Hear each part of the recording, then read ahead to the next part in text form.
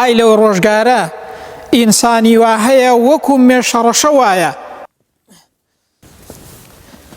یا ئەڵڵاه، شتێک هەیە دەبێت خۆتی لێ بپارێزیت، ئەگەر نا هەرچی دۆست و خۆشەویست هەیە پێتەوە نایڵێت و بەدەستەوە نایڵێت.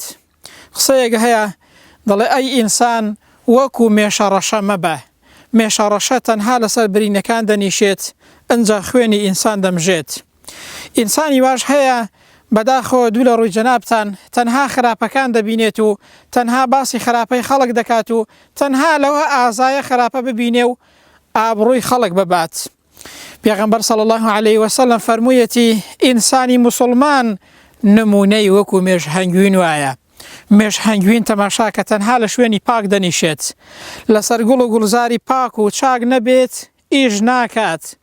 جا تەماشاکە بەرهەمەکەی چەند پاکە، تەماشاکە بەرهەمەکەی شیفایە. خوا باسی کردو برام. ئای لەو ڕۆژگارە ئینسانی وا هەیە وەکو مێشەڕەشە وایە، تەنها شتە خراپەکان دەبینێت، شتە چاکەکانی هیچ کەسێک نابینێت. ئای تۆ وەرە هەزار چاکەت هەبێ نەیبینێت، یەک هەڵە بکەی دنیات لێ تێدەگەیەنێت. ئای کەسانێک هەن خۆیان بە موسڵمان دەزانن، بەڵام چاویان زۆر تیژە بۆ بینینی هەڵەی خەڵک، کەسی چاویان زۆر لاوازە بۆ بینینی چاکەی خەڵک. هەزار چاکەو هەبێ باسی ناکات، یەک هەڵت کرد نەک هەر باسی دەکات، حەیا و ئابڕوت دەبات. وەکو مێژهەنگوین بە، چاکەکانی خەڵک ببینە و باسی بکە، بەڵام خراپەکان لە بەرچاو مەگرە.